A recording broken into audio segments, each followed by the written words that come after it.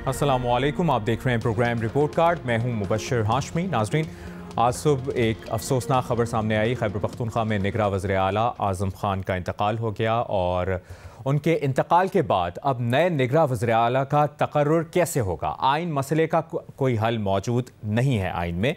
और मुमताज़ माहिर क़ानून अशतर वसाफ़ का भी बयान सामने आया। उन्होंने कहा कि वज़ीर आला और कायदे हिज़्ब इख्तिलाफ़ मौजूद ना होने की वजह से निगरां वज़ीर आला का तकर्रुर इलेक्शन कमीशन को करना होगा। साबिक़ secretary election commission Kanwar Dilshad ने कहा है कि सेनेट में कायदे ऐवान और कायदे हिज़्ब इख्तिलाफ़ मौजूद हैं, दोनों बैठकर निगरां वज़ीर आला के तकर्रुर का फैसला कर सकते हैं। इत्तफ़ाक़ राय ना होने की सूरत में मामला इलेक्शन कमीशन के पास जाएगा। जब तक निगरां वज़ीर आला का तकर्रुर नहीं होता, तमाम इख्तियारात गवर्नर खैबर पख्तूनख्वा के पास चले गए हैं। अब सवाल हम अपने पैनल के सामने कुछ यूँ रखेंगे कि क्या KPK में नए वज़ीर आला की तैनाती के मामले पर बहरान पैदा हो सकता है या नहीं? इस पर हमें ज्वाइन कर रहे हैं सीनियर सहाफ़ी तज़कियाकार मज़हर अब्बास साहब, बेनज़ीर शाह साहिबा, हफीज़ुल्लाह नियाज़ी साहब और इरशाद भट्टी साहब। इरशाद भट्टी साहब, आपसे डिस्कशन का आगाज़ करेंगे। आपको लगता है कि नए वज़ीर आला की तैनाती के मामले पर बहरान पैदा हो सकता है? देखिए जनाब स्पीकर, पहली बात तो ये है कि आज़म खान साहब के इंतकाल का सुनकर बहुत दुख हुआ। अल्लाह मग़फ़िरत फ़रमाए, दर्जात बुलंद करे और अल्लाह उनकी अगली मंजिलें आसान करे और अल्लाह इनके ख़ानदान को सब्र अता फ़रमाए। इनके ख़ानदान से दिली ताज़ियत है। अब आ जाइए जनाब स्पीकर सवाल पर। नए वज़ीर आला के इंतखाब के हवाले से कोई बहरान पैदा हो सकता है? बिल्कुल नहीं हो सकता। वैसे भी जनाब स्पीकर, जिस मुल्क में इतने बड़े बड़े बहरान हों, मतलब दहशतगर्दी बहरान, मुआशी बहरान, महंगाई, बेरोज़गारी, गुर्बत बहरान, कर्ज़े बहरान, 200 इदारे डूबे पड़े हैं सरकारी, वो बहरान, साफ़ शफ़ाफ मुनसफ़ाना इलेक्शन और लेवल प्लेइंग फील्ड बहरान और कई उन बहरानों से जुड़े हुए बहरान, उसमें ये छोटा सा एक चंपू सा बहरान भला क्या उसके क्या हैसियत, क्या औकात। बहरान वैसे है भी नहीं जनाब स्पीकर। अब KP के जो वज़ीर आला है, इस पे मेरा जो ख्याल है वो आइन में होना तो ये चाहिए था कि अगर किसी सूबे का निगरान वज़ीर आला वफ़ात पा जाए या इस्तीफ़ा दे दे, तो चाहे उस सूबे की असम्बली हो ना हो, लेकिन उस सूबे के जो साबका कायदे ऐवान हैं या वज़ीर आला है रह चुके हैं और कायदे हिज़्ब इख्तिलाफ़ है, वही मिलकर दोबारा इसको चुन लेते। लेकिन ऐसा नहीं है। चलो कोई बात नहीं। अब इलेक्शन कमीशन नए वज़ीर आला का इंतखाब कर देगा या नामज़द कर देगा, और पंजाब में जैसे उसने किया है इधर भी ऐसे ही कर देगा। या लेकिन पहले तो ये मामला सेनेट में कायदे ऐवान और कायदे हिज़्ब इख्तिलाफ़ या कंवर दिलशाद साहब जो एक दूर की कोड़ी लाए हैं कि सेनेट में कायदे हिज़्ब इख्तिलाफ़, पता नहीं अब वो कौन है, हम तो भूल ही गए हैं कि कोई सेनेट में कायदे हिज़्ब इख्तिलाफ़ भी होता था। कायदे ऐवान अलबत्ता इसहाक़ डार साहब के हवाले से हमने ताज़ा खबर सुनी है कि ताज़ा खबर आई है कि इसहाक़ डार हमारे भाई हैं, तो कायदे वो भी वहाँ हैं। अब ये दोनों अगर कायदे हिज़्ब इख्तिलाफ़ में गलत नहीं हो, पाकिस्तान तरीके इंसाफ का है, तो ज़ाहिर है यहाँ भी मामला नहीं होगा, हल होगा, फिर मामला चले जाएगा इलेक्शन कमीशन के पास। और अगर मामला फिर इलेक्शन कमीशन के पास जाना है तो इलेक्शन कमीशन साहब बहादुरी कर देगा। और या इन तमाम चीज़ों के चक्रों में पड़ने की बजाय 2-3 महीने हैं, मौलाना साहब के समधी गवर्नर ग़ुलाम अली को सारे इख्तियारात सौंप दें। वैसे भी वो पहले 6 महीने जब ये वज़ीर आला मरहूम वज़ीर आला आज़म खान थे तब भी इख्तियारात उनके पास ही थे। वो तो बाद में इलेक्शन कमीशन को पता नहीं कैसे ख्याल आया, उन्होंने काबीना से निकाले वज़ीर और फिर से कोई थोड़े से वो बेख्तियार हुए, वरना इख्तियारात उनको दे दें। और ये वही गवर्नर KP हैं मौलाना साहब के समधी जो आइनी बकौल सुप्रीम कोर्ट आइनी खिलाफ वर्जी के मुर्तकिब हो चुके हैं। और आखिर पर जनाब स्पीकर, आइन खामोश हो जाता है जब भी मामला कोई आता है ऐसा क्रिटिकल। 90 दिन के इंतखाबात ना हो, आइन खामोश। वज़ीर आला की नामज़द करना है, फौत हो जाए, इस्तीफ़ा दे दे, आइन खामोश। आइन बड़ा अक्लमंद है, उसको पता है कि मैंने टूटना ही है, बोलूँगा तो क्या मेरा फ़ायदा, लिहाजा वो खामोश हो जाता है। तो मेरा नहीं ख्याल कि कोई बहरान पैदा हो सकता है। इलेक्शन कमीशन कर देगा, और अगर सेनेट में कायदे हिज़्ब इख्तिलाफ या कायदे अवान हुआ, इलेक्शन कमीशन कर देगा। अगर ये सारे झंझट में नहीं पड़ना तो गुलाम अली को दे दें, वो 2-2.5 महीने चला लेंगे, कोई इशू नहीं है।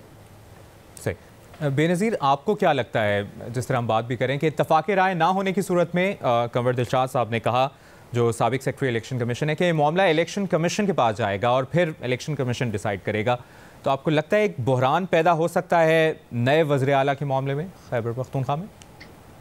अच्छा मुबशर, एक तो इस बात में क्लैरिटी तो अब परसों ही आएगी। आज भी छुट्टी है, कल भी छुट्टी है, और मंडे को ही जाके इलेक्शन कमीशन बैठेगी और फिर इस मामले को देखेगी। देखिए, इस बात में मेरी राय में, मैं कोई कानूनी एक्सपर्ट तो नहीं हूँ, लेकिन मेरी राय में इस बात में काफ़ी वजन लगता है कि इलेक्शन कमीशन ही शायद इसका फैसला करे कि अगले निगरान वज़ीर आला खैबर पख्तूनख्वा में कौन होंगे। क्योंकि इस वक्त देखें हम इलेक्शन मोड में हैं, और इलेक्शन मोड में इस कानून जो है वो इलेक्शन कमीशन को इजाज़त देता है ट्रांसफ़र पोस्टिंग्स करने के लिए। तो हो सकता है कि शायद अपॉइंटमेंट भी वही करें।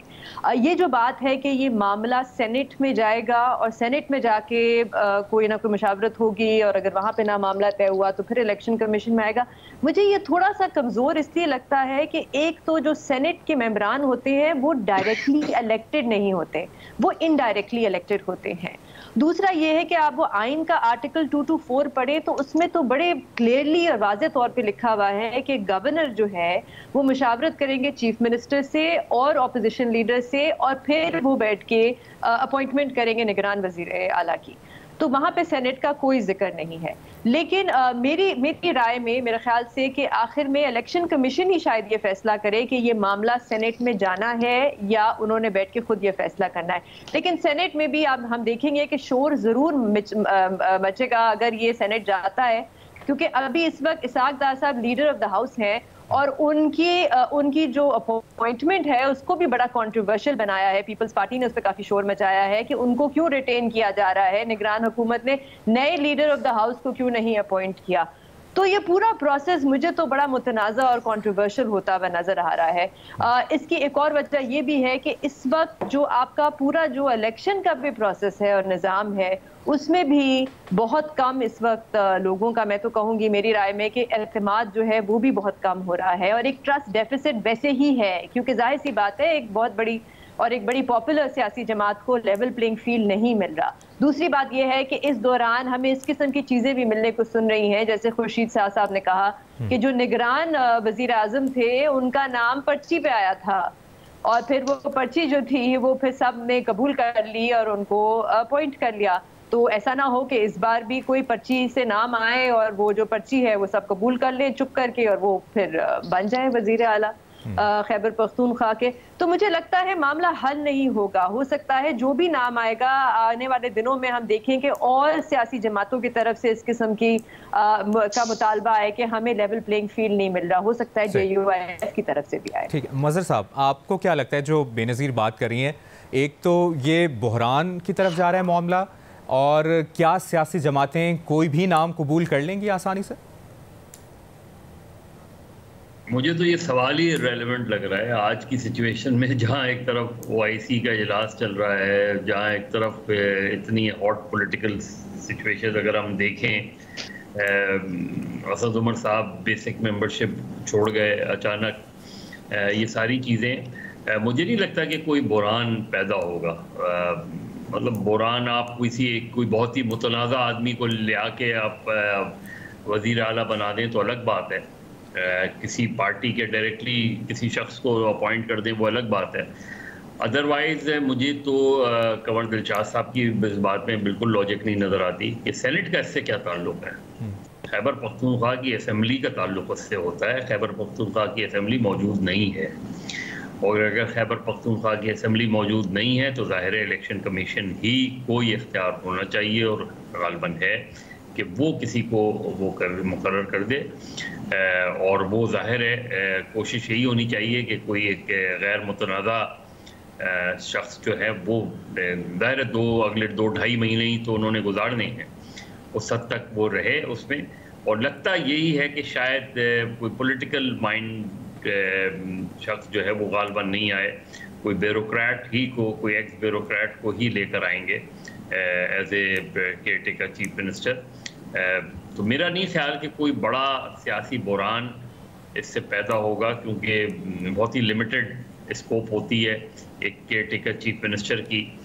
वो ज़रूर, वो अलग बात है कि जो कैबिनेट की फॉर्मेशन होती है, जो पिछली कैबिनेट बनाई गई थी वो सारी पार्टियों से मिलजुल के बनाई गई थी, लेकिन इम्कान इसी चीज़ का है और होना भी ये चाहिए कि इलेक्शन कमीशन तकर्रुर करे और वो कोई ऐसे गैर मुतनाज़ा शख्स हो जो कि जिसके ऊपर उंगलियां ना उठें, जिस पे सवालात ना उठें, और वो उसका काम बहुत लिमिटेड होना चाहिए। वो इलेक्शन की जो एडमिनिस्ट्रेटिव साइड्स है उसको लुक आफ्टर करके इलेक्शन कराएं और घट जाएं।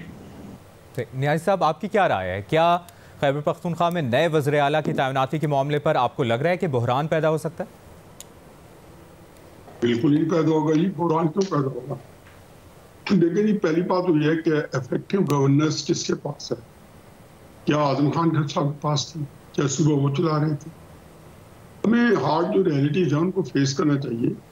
ये पर्चियों के जो हम जिक्र सुन रहे हैं, तो पर्ची तो एक तकल्लुफ भी है जो आती है, वरना तो जो जिनके पास हक़ मलकियत होते हैं वो पाकिस्तान के निज़ाम में सल्तनत चलाते रहते हैं। अगर आपने एक अतमाम हुज्जत के लिए कोई एक बनाना ही है और एक जिसको कहना चाहिए कि जो फसाद के लिए, तो मेरे ख्याल में कोई हद नहीं अगर इलेक्शन कमीशन इसके बारे में फतवा दे दे कि जो महमूद खान है, जो लीडर ऑफ अपोजिशन है उस वक्त के, वो दोबारा बैठ जाए और नाम दे दे उसका जो वज़ीर आला का जो भी है निगरान का। आखिर उन्होंने आजम खान को दिया था और वो चल रहा है, तो वो क्यों नहीं दोबारा बैठ सकते?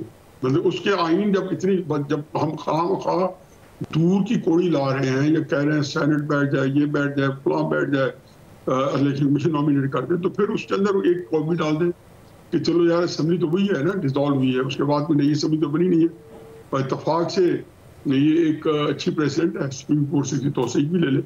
लेकिन फ़र्क इसलिए नहीं पड़ेगा कि बहरहाल जो चीज़ें है, इख्तियारात हैं, मुल्क का निज़ाम है, वो हमें पता है बड़ा इफेक्टिव चल रहा है, सारी चीज़ें हैं। वज़ीर आज़म को भी अगर आप थोड़ा सा डिस्काउंट कर दें और बाकी वज़ीर आला भी डिस्काउंट कर लें, तो क्या आपने देखा है कि निज़ाम के अंदर कोई इर्ताश आएगा, कोई रुकावट आएगी? नहीं आएगी।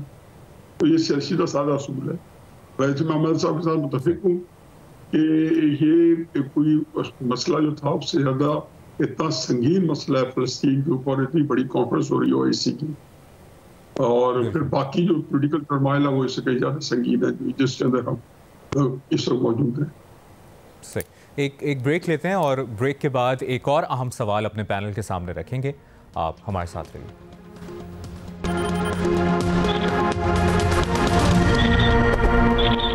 ब्रेक के बाद खुशामदीद नाज़रीन। निगरां वज़ीर इत्तलाआत मुर्तज़ा सोलंकी का कहना है कि बदकिस्मती से जैसे जैसे हम इंतखाबात के करीब जा रहे हैं, सदर के बयानात उनके आइनी किरदार से मुतसादिम नज़र आ रहे हैं।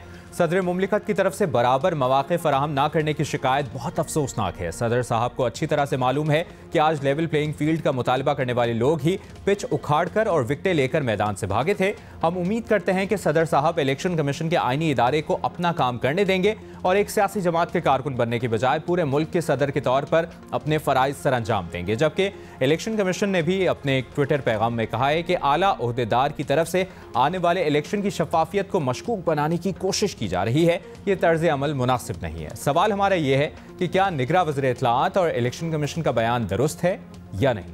आगाज़ करेंगे हफीजुल्लाह नियाज़ी साहब से। जी नियाज़ी साहब।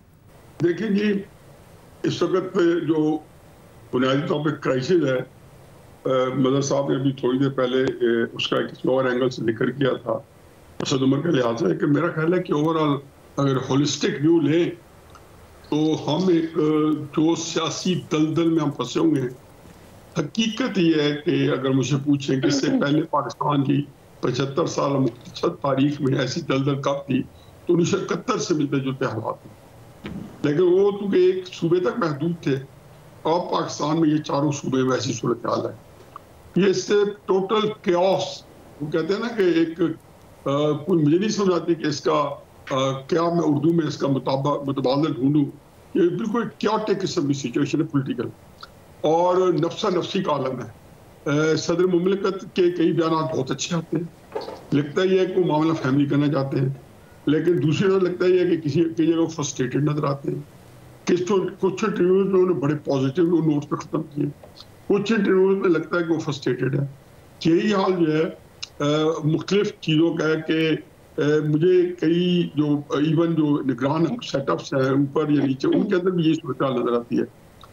इस वक्त सिचुएशन ये है कि कोई कानून, कोई असूल, कोई आईन जो है वो मुल्क के अंदर जो है ना, जिस तरह निज़ाम सियासत चल रहा होता है, वो मुझे लगता नहीं है वो एवरीथिंग इज फॉलिंग अपार्ट। या लगता है कि बिल्कुल तितर बितर समान लगता है। यहाँ कानून आईन की बजाय एक होता तो है किसी न किसी हद तक एक पाकिस्तान के अंदर पिछले कम से कम 7 दहाइयों से ताकत के बलबूते पे हमने जमहूरी दौर भी चलाए और गैर जमहूरी दौर भी चलाए, लेकिन अब तो एक लगता है कि आपके अपने चारे ही नहीं है या आप ताकत के लिए मसले हल करें। अगर सदर साहब जो है वो कोई इस तरह के बयान दे के कोई नया क्लैश बुला रहे हैं तो मुझे कुछ और खतरा लगता है। इसका मतलब ये है कि इस सिस्टम को तो खतरा नहीं है, क्योंकि सदर को बयान दिए और फर्ज किया इलेक्शन कमीशन के मिजाज पे या सुप्रीम कोर्ट के मिजाज पे या किसी पे ग्रां गुजरे और उन्होंने सदर का मुआवजा शुरू कर दिया तो एक नया कट्टा खुल जाएगा, फिर इलेक्शन भूल जाएंगे, फिर अब इस तरह के मसाइल पड़ जाएंगे कि सदर का मुआवजा होना चाहिए या नहीं होना चाहिए। पोलराइज पोलिटिकल पोलराइज सोसाइटी है। जो लोग अपने जिस ख्याल पे डटे खड़े हैं वो एक इंतहा पे डटे खड़े हैं। उनके लिए अब तो ये है कि पाकिस्तान के मफादात के खिलाफ ही कोई चीज़ है और उनके मफाद को केटर कर रही है तो उसको भी वेलकम कर रहे हैं, उसको गले में लगा रहे हैं, उसको एम्ब्रेस कर रहे हैं। तो मेरा ख्याल है कि ये तो कोई वक्त दुआ है।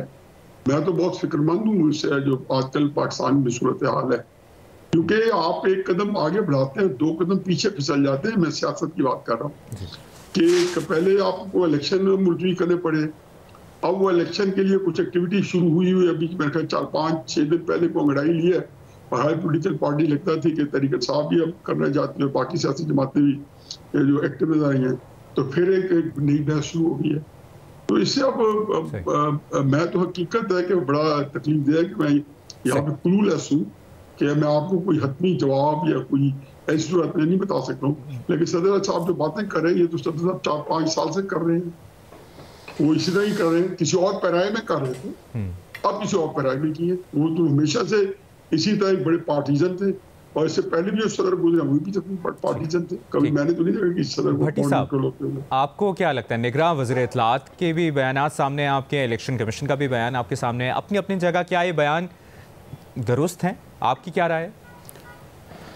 जनाब स्पीकर, फॉर्मेलिटी या रस्मी कार्रवाई पूरी करते हुए मज़र साहब का साथ देते हुए वाकई आज गाज़ा पे सवाल होना चाहिए था कि OIC का इजलास है और ईरानी सदर की तकरीर है अपनी असम्बली से, असद उमर छोड़ गए हैं और फरा गुजर के जो असासे सामने आए मुबैना तौर पर कानूनी और गैर कानूनी, उस हवाले से भी बात करनी चाहिए कि उस दौर के वज़ीर आला जब ये सारा कुछ हो रहा था तो उस्मान बुज़दार आज प्रेस कॉन्फ्रेंस करके क्यों साइड पे हो गए हैं, और वो सारे सरकारी अफसर जो मुबैना तौर पर उनको अगर कोई देते थे पैसे तो वो तो मौजूद हैं, उनको क्यों नहीं गिरफ़्तार किया जा रहा। ये बहुत सारे अहम सवाल थे। लेकिन बहरहाल आ जाइए सवाल पे। मुझे नहीं लगता, मुझे लगता है कि इलेक्शन कमीशन और निगरान वज़ीर इत्तलात का बयान दुरुस्त है, बिला जवाज़ है और चाय की प्याली में तूफ़ान बर्पा करने की एक नाकाम कोशिश है। मुझे नहीं समझ आती कि इलेक्शन कमीशन साहब बहादुर और निगरान वज़ीर इत्तलात मोहतरम मुर्तज़ा सोलंकी साहब को ये बयान देने की ज़रूरत क्यों पड़ गई। वो फोकस रखें अपने इंतखाबात पर, अपनी ड्यूटियों पर। वो किन कामों में उलझ गए हैं? जवाब दर जवाब देना, एक किसी ने बात कर दी तो उसका जवाब ज़रूर देना चाहिए। मुझे ये भी समझ नहीं आ रही कि एक बेबस, बेख्तियार, सहमे हुए और बेज़रर सदर पर इतना गरजना बरसना क्यों? सदर के पास तरीके इंसाफ का एक तहफ़्फ़ुज़ात और खदशात भरा ख़त आता है, सदर उस ख़त पर अपना ख़त लगाता है और निगरान वज़ीर आज़म को भिजवा देता है, बात ख़त्म। अब इस पर अगर इलेक्शन कमीशन साहब बहादुर या मोहतरम मुर्तज़ा सोलंकी साहब से कोई सवाल भी होता है तो वो इतना कह सकते थे कि हमें दोनों खतूत मिल चुके हैं, हम ये तहफ़्फ़ुज़ात और खदशात दूर करेंगे, या ये खदशात और ये तहफ़्फ़ुज़ात बेबुनियाद हैं, या इग्नोर कर देते सवाल को कि देखेंगे। इस पर यह कहना कि एक जमात नहीं वफाक की अलामत बने, इंतखाबात मशकूक ना बनाएं, आला ओहदेदार की तरफ से इंतखाबात की शफाफियत मशकूक बनाने की कोशिश की जा रही है, ये तर्ज अमल मुनासिब नहीं। पिच उखाड़ कर विकटें लेकर भागने वाले ईमानदाराना रिपोर्टिंग करें। भाईजान, किस दौर में आप कौन सी बातें करते हैं? इलेक्शन कमीशन साहब बहादुर और मोहतरम मुर्तज़ा सोलंकी साहब को तो तारीख याद है, किस दौर में कौन है जो पिच विकटें उठा के नहीं भागा? हर दौर में कोई ना कोई भागता है। तो मुझे ये पता नहीं, मुझे समझ आई कि क्यों इस सब की क्या ज़रूरत थी। वो सदर जिनको आइन कहता है कि आपका ये आइनी फरीज़ा है कि 90 दिन में इंतखाबात कराने की डेट दें, वो डेट ना दे सके, एक मुबहम सा खत लिख कर उनका सुप्रीम कोर्ट से राय ले लें। इतना बेज़रर, इतना लाचार सदर, और इस पर इतना गुस्सा। मुझे समझ नहीं आ रही भाई, आप फोकस करें इंतखाबात पर, जो कुछ हो सकता है वो करें। मुल्क बुरानों में है, आप बयानात दर बयानात, अगर आपके पास कोई काम नहीं है तो कोई और काम कर लें, अगर आपके पास कोई बयान ही देना है तो किसी और टॉपिक पे दे लें। पता नहीं इस एक बयान पे फिर आगे एक और बयान आएगा, फिर उसके बाद एक और बयान आएगा, और इस सारी की हैसियत और औकात है कोई नहीं। तो जनाब इलेक्शन कमीशन साहब बहादुर और जनाब मोहतरम मुर्तज़ा सोलंकी साहब से कहना है कि अपने काम पर फोकस रखें। सदर साहब को 2-3 महीने, जब नए सदर आ जाएंगे वो चले जाएंगे, और सुना जा रहा है कि एक तोशाखाना केस और आइनी खिलाफ वर्जी का केस उनका मुंतज़िर है। उनको उनके हाल पे जीने दें, आप अपना काम करें। ठीक, यहीं से डिस्कशन को आगे बढ़ाते हैं। एक ब्रेक लेनी है, ब्रेक के बाद दोबारा वापस आते हैं, साथ रहिए। प्रोग्राम में एक बार फिर खुशामदीद। हम बात करें कि क्या निगरां वज़ीर इत्तलाआत और इलेक्शन कमीशन का बयान दुरुस्त है या नहीं। बेनज़ीर शाह साहिबा, आपका क्या ओपिनियन है इस तमाम तर मामले पर जो बयानात सामने आए? अच्छा मुबशर, जब सदर साहब आइन और कानून की बात करते हैं तो बड़ा अजीब सा लगता है, क्योंकि उनका कोई इतना अच्छा रिकॉर्ड नहीं रहा इस मामले में। पिछले साल हम सब ने देखा उन्होंने किस तरह मालेमान को तहलील करने की कोशिश की, जिसके बारे में 5 जजेस ने यूनानिमस फैसला दिया कि ये गैर आईनी गैर कानूनी था। एक जज ने नहीं, 5 जजेस ने ये फैसला दिया। और ये तनकीद भी अपनी जगह दुरुस्त है कि सदर साहब क्यों एक सियासी जमात का खत पहुंचा रहे हैं निगरान हुकूमत को। सदर का प्रेसिडेंशियल ऑफिस है, कोई पोस्ट ऑफिस तो नहीं है कि यहाँ से वो खत लेके उधर पहुंचाएं। वो उनको डायरेक्टली लिख देना चाहिए था निगरान हुकूमत को, पीटीआई को। लेकिन जो इससे ज्यादा अहम सवाल है वो ये है कि क्या उनको ये बात करनी चाहिए थी या नहीं, जो उन्होंने लेवल प्लेइंग फील्ड के हवाले से की। देखिए, मेरी राय में तो कोई रुकावट नहीं है। अगर आप सदर के आइन में उनका रोल पढ़ें, जो आर्टिकल 41 से लेकर आगे जो 43 तक है, उसमें तो कहीं जिक्र नहीं है कि सदर को न्यूट्रल होने की जरूरत है। ना ही वहां पे लिखा हुआ है कि सदर अपनी राय का इजहार नहीं कर सकते, और वो अपनी राय का इजहार कर रहे हैं ना ही उनके हलफ में ऐसा कोई जिक्र है। दूसरी बात जो इससे भी ज्यादा अहम सवाल है कि जो उन्होंने बात की लेवल प्लेइंग फील्ड के हवाले से, क्या वो दुरुस्त है या क्या वो गलत है? वो बात तो हकीकत है मुबशर। आप, मैं, इस मुल्क की अवाम, सबको नजर आ रहा है कि पीटीआई को लेवल प्लेइंग फील्ड नहीं मिल रहा। पीटीआई के खिलाफ प्री पोल रिगिंग हो रही है। अगर किसी को ये बात नजर नहीं आ रही और दिखाई नहीं दे रही तो वो है आपकी इलेक्शन कमीशन और वो है आपकी निगरान हुकूमत। बाकी तो सबको नजर आ रहा है कि किस तरह प्रेस कॉन्फ्रेंसेस हो रही है, किस तरह सियासतदानों से पार्टी को बल्कि सियासत छुड़वाई जा रही है।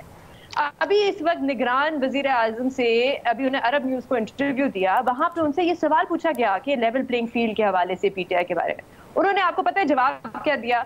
उन्होंने कहा कि ये जो सियासी जमातें होती हैं ये इलेक्शन से पहले ऐसी बातें करती हैं कि हम विक्टिम्स हैं ताकि इनको वोट मिले।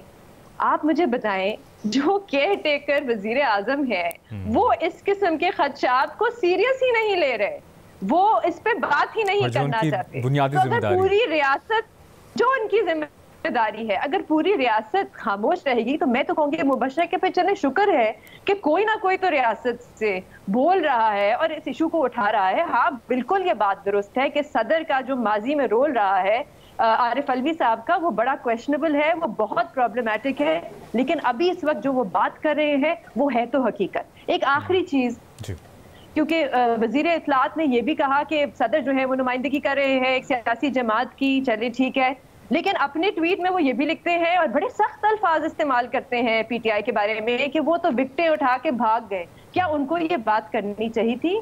वो एक ऐसे सेटअप का हिस्सा है जिनका काम है इलेक्शन कमीशन को फैसिलिटेट करना और एक लेवल प्लेइंग फील्ड प्रोवाइड करना ताकि सारी सियासी जमातें फ्री एंड फेयर इलेक्शन उनको मिले। तो क्या उनको ये बात करनी चाहिए थी? बिल्कुल, आपका पॉइंट आ गया। मज़हर अब्बास साहब बेनज़ीर जो बात कर रही थी, और एक वही बुनियादी सवाल के जो निगरां वज़ीर इत्तलाआत ने बयान दिया है खुसूस तौर पर, और कहा कि सदर के बयानात उनके आइनी किरदार से मुतज़ादिम नज़र आ रहे हैं। सदर मुमलिकत की तरफ से बराबर मौक़े फ़राहम ना करने की शिकायत बहुत अफसोसनाक है। एक ये बयान और फिर इलेक्शन कमीशन का बयान भी आपके सामने है। देखें, सब अपनी नई नई नौकरी की तलाश में हैं। ज़ाहिर है निगरां हुकूमत अभी ख़त्म हो जाएगी तो निगरां वज़ीरों को भी नई नौकरी चाहिए।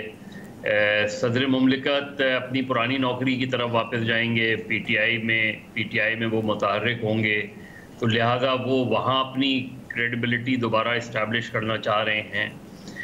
ये जो वज़ीर इत्तलाआत का बयान है, ये प्योरली लगता ये है कि जैसे मुस्लिम लीग नून या इत्तेहादी जो जमातें हैं उनके कोई रहनुमा जो है ये बयान दे रहा है। सीधी सी बात थी, सदर ने एक ख़त लिखा था, उसका वज़ीर आज़म की तरफ से खामोशी से एक जवाब चला जाता। जो भी जवाब होता उसका, ना सदर के ख़त को पब्लिसाइज करने की ज़रूरत थी, ना उसका जो जवाब जाता उसको पब्लिसाइज करने की ज़रूरत थी। हुकूमतें तो इसी तरह काम करती हैं, लेकिन ये दरअसल हुकूमतें नहीं हैं। ये दरअसल ये सारे लोग जो है सब जो मीडिया ग्लैमर के इतने आदी हो चुके हैं, बदकिस्मती से हमारी अदलिया भी, ये सब जो है वो गैलरी के साथ खेलना चाहते हैं। अब ये स्टेटमेंट का पूरा कॉन्टेक्स्ट उठा के देख लें, ये कहाँ से एक निगरां वज़ीर इत्तलाआत का बयान नज़र आता है। ये प्योरली एक पॉलिटिकल स्टेटमेंट नज़र आता है। इसकी लैंग्वेज देख लें, जिस तरह बेनज़ीर पॉइंट आउट कर रही थी, आप वो लैंग्वेज तो देखें, वो लैंग्वेज कहीं लगती है कि किसी इंटरम मिनिस्टर की लैंग्वेज है ये। मेरा ख्याल में उन्हें अव्वल तो जवाब नहीं देना चाहिए था, दूसरा अगर कोई किसी ने सवाल किया तो सीधे से कह देते कि वज़ीर आज़म ने सदर के खत का जवाब दे दिया, ख़त्म हो गई बात। जो मैच्योर्ड रिएक्शन होता है वो तो यही होता है। इलेक्शन कमीशन, अलबत्ता इलेक्शन कमीशन क्योंकि इस तरह के जवाब देता रहता है, तो इलेक्शन कमीशन, सदर ने क्या किया है? सदर ने कहा है कि लेवल प्लेइंग फील्ड मिलनी चाहिए उस सियासी जमात को। ठीक है, उस पर मुस्लिम लीग नून का रिएक्शन बनता है कि जी जब हमारे लिए इश्यूज थे तो आपने कभी भी ख़त नहीं लिखा। पीपल्स पार्टी की समझ में आती है कि वो कहें, सदर को कहें कि कभी आपने हमारे लिए नहीं लिखा, क्योंकि अगर मुस्लिम लीग नून ने सदर को अप्रोच की या पीपल्स पार्टी ने की और सदर ने नहीं लिखा तो सदर बाइस्ड हैं, और अगर पीटीआई ने लिखा है और सदर ने उसको लिख दिया है उसमें, तो वो अपनी जगह आप उसका एक बिचोड़ जवाब देना कि नहीं आप गलत कह रहे हैं, नहीं ये देखें फला जगह पे जो है वो पीटीआई को इजाज़त दी गई है, जलसे की इजाज़त दी गई है, पीटीआई के लिए इलेक्शंस के दरवाजे खुले हुए हैं पीटीआई, ये तो एक मिचोड़ रिप्लाई होता है।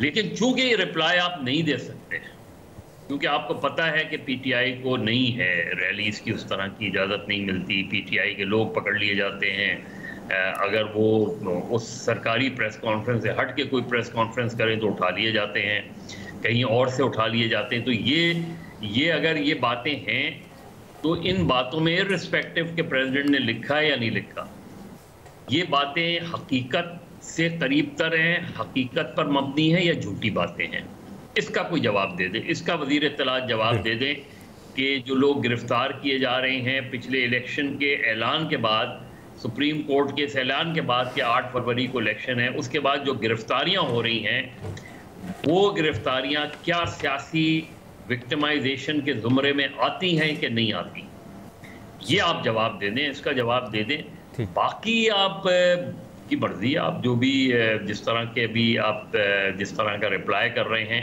वो कम से कम एक केयर टेकर, एक इंटरम गवर्नमेंट का रिप्लाई नज़र नहीं आता, वो एक पॉलिटिकल बायस नज़र आता है, उसके अंदर उसकी लैंग्वेज में एक पॉलिटिकल बायस नज़र आता है, और यही नज़र आ रहा है कि शायद सही या गलत, लेकिन मेरा ख्याल है इसका जवाब नहीं देना चाहिए तो उनको, और ये गलत भी है। अच्छा मज़हर साहब, आपने पीटीआई का भी जिक्र किया और आपने प्रोग्राम के आगाज़ में असद उमर से मुतालिक सवाल का भी कहा था, तो असद उमर के जाने से पाकिस्तान तहरीक इंसाफ को कितना नुकसान हुआ है?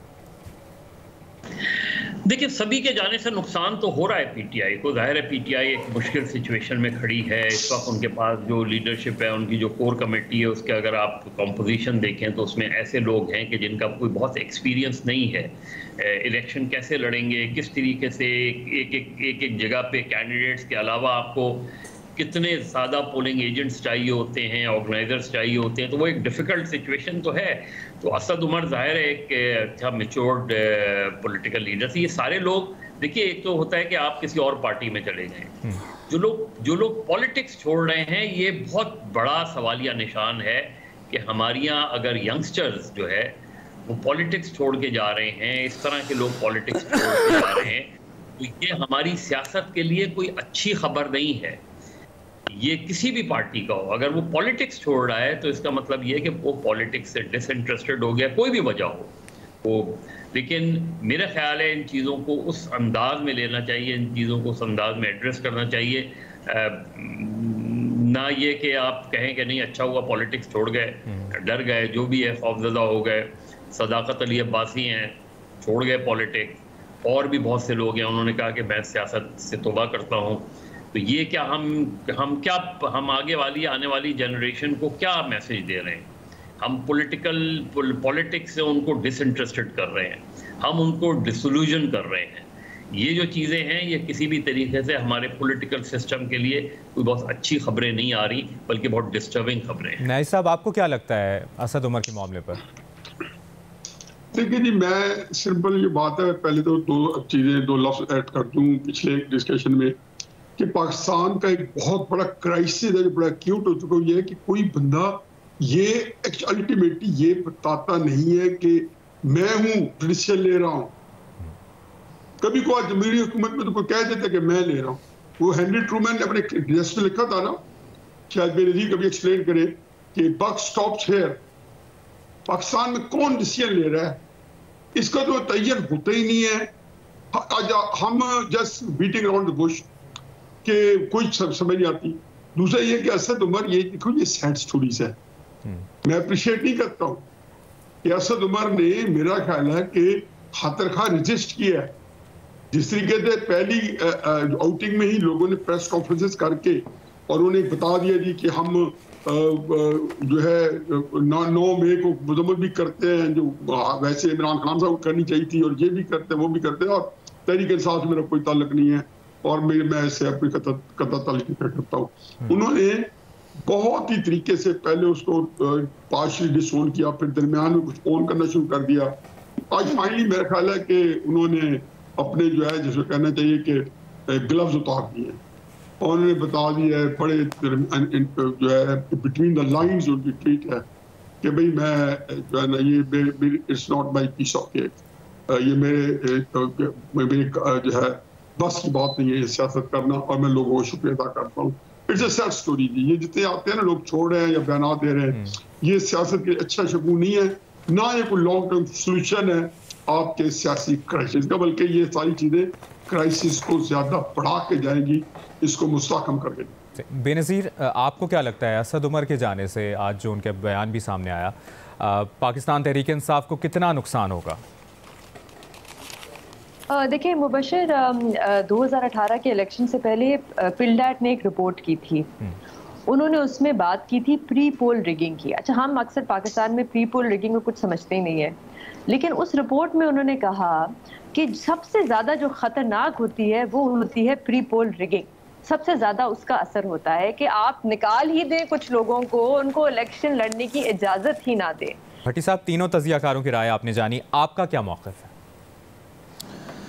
देखिए जनाब स्पीकर, एक बात तो ये है कि जिस दिन असद उमर साहब ने प्रेस कॉन्फ्रेंस की थी प्रेस क्लब में, उस दिन से पीटीआई ने आलमोस्ट उन्हें निकाल दिया था अपनी पार्टी से, और वो उन्होंने दोबारा कोशिश की पार्टी में जाने की, लेकिन वो नहीं जा सके। उनके कई प्लस पॉइंट हैं, वो सुलझे हुए शख्स थे, पढ़े लिखे इंसान हैं और लॉजिक के साथ बात करते हैं। डिलीवर नहीं कर सके। इमरान खान के बाद उनको सबसे बड़ा मुआशी जो अरस्तू समझा जाता था तरीके इंसाफ का, वो डिलीवर नहीं कर सके। जब से उनकी पहली मरतबा वजारत गई थी तब से जो असद उमर था वो कहीं खो गया था। उसके बाद वापस आए, अब वो जहांगीर तरीन की तरफ जा नहीं सकते थे, परवेज़ खटक ग्रुप पे जा नहीं सकते थे, तहरीक इंसाफ में मुश्किल थी, लिहाजा उन्होंने सियासत छोड़ दी। लेकिन जो अहम बात है कि हमने इस प्लेटफार्म से हर मरतबा कहा है कि 9 मई के किसी मुल्ज़म को ना छोड़ें, आप जो साबित हो गया है उसको आप सज़ा दें। 9 मई जिसने किया है वो शर्मनाक किया है। लेकिन अब जो हो क्या रहा है, अब ऐसे लग रहा है कि जैसे पूरी तहरीक इंसाफ ख़त्म करनी है, ऐसे लग रहा है कि जैसे तहरीक इंसाफ का वजूद ख़त्म करना है, ऐसे लग रहा है कि जैसे तहरीक इंसाफ को इलेक्शन में हिस्सा नहीं लेने देना। अब इसमें ना इमरान खान का कोई नुकसान होगा, ना तहरीक इंसाफ का नुकसान होगा।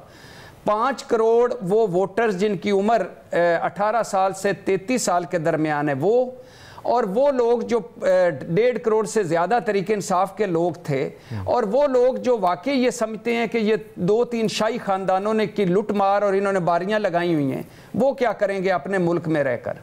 तो उनको स्पेस दें, उनको आगे आने का मौका दें। ये घुटन, ये हबस, ये जो है ये इसको ख़त्म करें। आप उन लोगों को रास्ता दें। नई जो पौध है वो गायब होती जा रही है, फिर वो वापस उनके पास ही आ रहा है।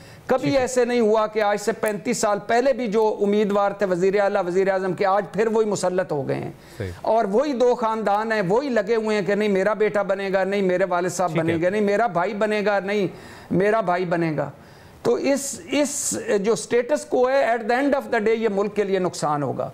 तो असद उमर साहब आपका पॉइंट आ गया, बहुत बहुत शुक्रिया आपका इरशाद भट्टी साहब, हफीजुल्लाह नियाजी साहब, मज़हर अब्बास साहब, बेनज़ीर शाह साहिबा। नाज़रीन, प्रोग्राम रिपोर्ट कार्ड देखने का बहुत बहुत शुक्रिया। अपना ख्याल रखिएगा। अल्लाह हाफ़िज़।